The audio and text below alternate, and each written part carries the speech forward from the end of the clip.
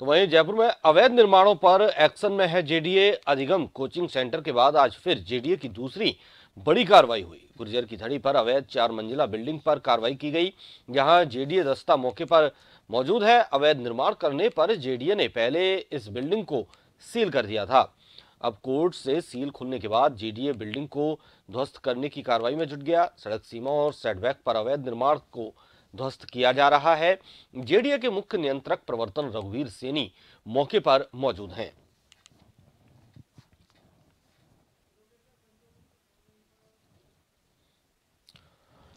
और जेडीए कार्रवाई कर रहा है।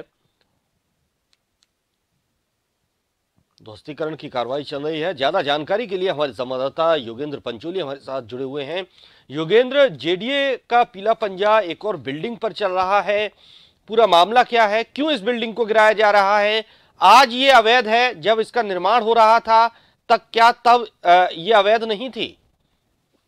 देखिए, जेडीए की कार्रवाई, क्योंकि आपका सवाल भी सही है कि जब ये बिल्डिंग का निर्माण किया गया उस दौरान इस पर कार्रवाई क्यों नहीं की गई। लेकिन ये भी एक सवाल है। लेकिन दूसरी तरफ जीरो सेटबैक और जो सड़क सीमा है उसमें वॉयलेंस करके, उसमें अतिक्रमण करके ये अवैध निर्माण किया गया है, जिसे आगे की जो इसका हिस्सा है उसे ध्वस्त करने की प्रक्रिया है वो सुबह से जारी है। और क्योंकि ये मामला कोर्ट में भी चला गया था, जब इस बिल्डिंग को सील किया गया था उसके बाद कोर्ट से मंजूरी मिलने के बाद ही इस बिल्डिंग को हटाने की, तोड़ने की, अवैध जो जगह है उसे हटाने की जो प्रक्रिया है वो शुरू से चल रही है। सबसे बड़ा सवाल तो यही है। लेकिन इसके साथ ही उन लोगों पर भी अब भय व्याप्त होता नजर आ रहा है जो कि अफसरों से मिलीभगत कर इस तरह से अवैध बिल्डिंगे, अट्टालिकाएं खड़ी कर लेते हैं। तो ऐसे लोगों पर अब, क्योंकि सरकार भी ऐसे लोगों के खिलाफ अब खड़ी हो चुकी है कि ऐसे लोगों को जो कि लोगों के सपनों को तोड़ते हैं, तो ऐसे लोगों पर कार्रवाई क्यों नहीं की जाए। तो ऐसे ही कई ऐसी बिल्डिंग है जिनकी लिस्ट तैयार की गई है, सूची तैयार करके अब उन पर अंकुश लगाने, उन पर कार्रवाई करने की रणनीति के तहत जेडीए काम कर रहा है। जी योगेंद्र, इस बिल्डिंग का कितना हिस्सा ढहाया जाना है? क्या ये पूरी बिल्डिंग अवैध है या इसका एक पर्टिकुलर हिस्सा ही है जो ढहाया जाएगा? देखिए, फिलहाल तो कार्रवाई जारी है और क्योंकि नापजोक की प्रक्रिया और तमाम जो नियम है उनके अनुसार इसकी नापजोक की गई है। इसमें क्योंकि बिल्डिंग जो तैयार की गई है वो जीरो सेटबैक पर है, तो ऐसे में माना जा रहा है कि अधिकतर जो बिल्डिंग है वो अवैध है। तो ऐसे में धीरे धीरे करके पूरी बिल्डिंग को ही, हालांकि इसमें दो नियम भी सामने आ रहे हैं कि आगे का जो अवैध हिस्सा है उसे ही ढहाया जाए या फिर जो जीरो सेटबैक के अलावा जो निर्माण है वो भी हटा दिया जाए। तो उस पर मंथन है।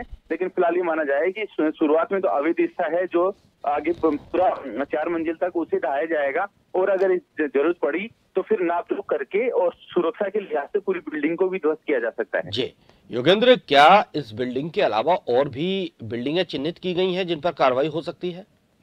देखिए, अभी मोटे तौर पर लगभग 15 बिल्डिंग ऐसी हैं जिनको लेकर एक बड़ी चर्चा की विषय बनी हुई है कि ऐसी अवैध बिल्डिंग हैं जिनको जेडीए कभी भी कार्रवाई कर सकता है, कभी भी गिरा सकता है। तो ये मान के चलिए कि अवैध जो बहुमंजिला मल्टी स्टोरी बिल्डिंग्स हैं उन पर कार्रवाई की प्रक्रिया शुरू हो चुकी है और आगामी दिनों में भी आप देखेंगे कि कई ऐसी प्रक्रियाएं हैं जो अब आगे जारी रहेगी। बहुत बहुत शुक्रिया योगेंद्र आपका तमाम जानकारी के लिए।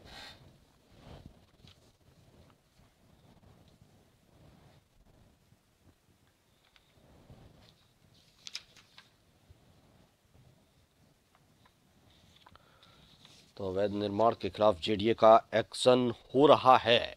अधिगम कोचिंग के बाद एक और बिल्डिंग गुर्जर की धड़ी पर, जिस पर कार्रवाई की गई।